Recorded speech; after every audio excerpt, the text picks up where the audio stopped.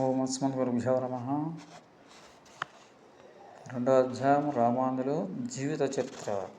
కేశవ సోమయాజి కాంతిమతి దంపతులకు శ్రీపెరుంబుదూరులో క్రీస్తు శకం 1017వ సంవత్సరంలో రామానుజులు జన్మించారు. వీరు బాలమేధావి. కంచిలో ద్వైత సిద్ధాంత పండితులైన యాదవ ప్రకాశులకు శిష్యుడయ్యారు.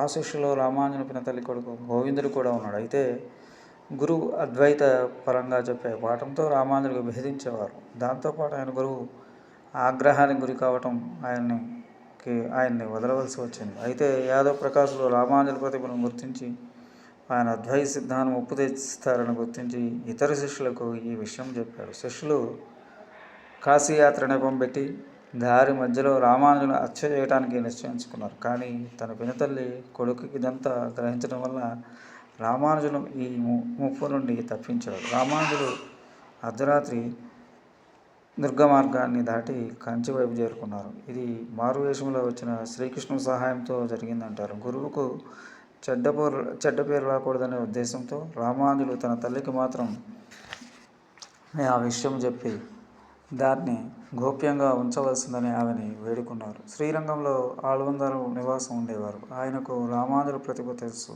ఆయన అవసాన కాలంలో రామానుజులను తన వద్దకు రమ్మని కంచిలో ఉన్న రామానుజులకు కబురు చేశారు. కానీ రామానుజులు శ్రీరంగం చేరేసరికి ఆళ్వందార స్వామి దేహం జారించారు.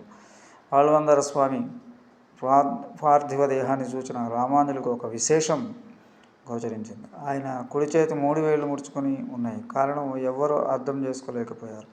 వ్యాస పరాశరులకు సముచిత స్మారక చిహ్నం, నమ్మాళ్ళవారి ఎడల భక్తి ప్రవర్తన పెంచడం, బ్రహ్మసూత్రాలకు విశిష్టాద్వైతపరంగా వ్యాఖ్యానం చేయడం అనే 3 కోరికలు అది సూచిస్తుంది.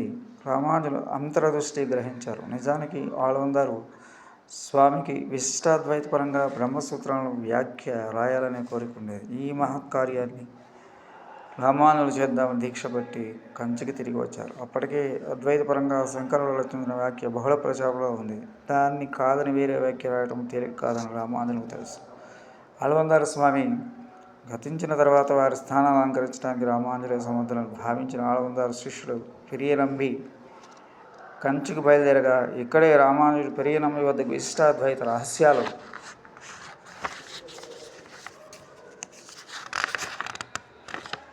తెలుసుకోవాలి అని కంచికి బయలుదేరారు.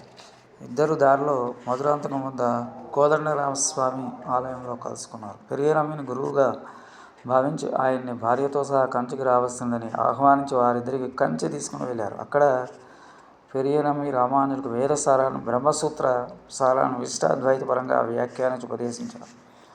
రామానుజుల భార్య తన్యమ్మ. కులాచారాల విషయంలో వారిద్దరి దృక్పథాల్లో చాలా తేడా ఉండేది. రామానుజులకు విశాల దృక్పథం. ఒకసారి రామానుజులు తమ గురువైన తిరుక్కస్సి నంబి భోజనానికి ఆహ్వానించారు.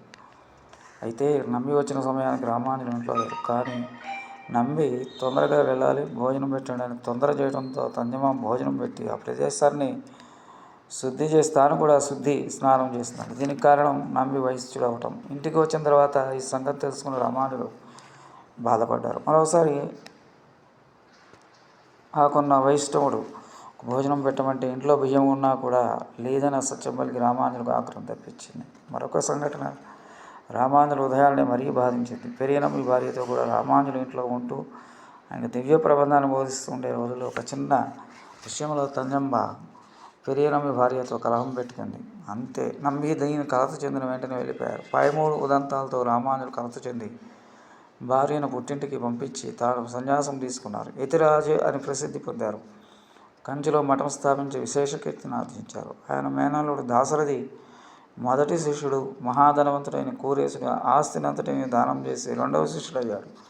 అద్వైతాచార్యుడైన యాదవ ప్రకాశుడు రామానుజుల మొదటి గురువు. 3వ శిష్యుడైన సగుణ బ్రహ్మం మీద ఉపదేశం పొందాడు. తిరికోష్ఠిలో గోష్ఠి పూర్ణమతో నమో నారాయణాయ అనే తిరుమంత్రాన్ని ఉపదేశం పొందారు. అత్యంత గోప్యంగా ఉంచకపోతే నరకప్రాప్తి తప్పదని గురువు చెప్పినా వెనక రామానుజులు దేవాలయ శిఖరం మీద నుండి అందరికీ ఆ మంత్రాన్ని ఉపదేశించారు. గురువులు కోపిస్తే నేను నరకానికి పోయినా 1000 మంది తరిస్తారు కదా,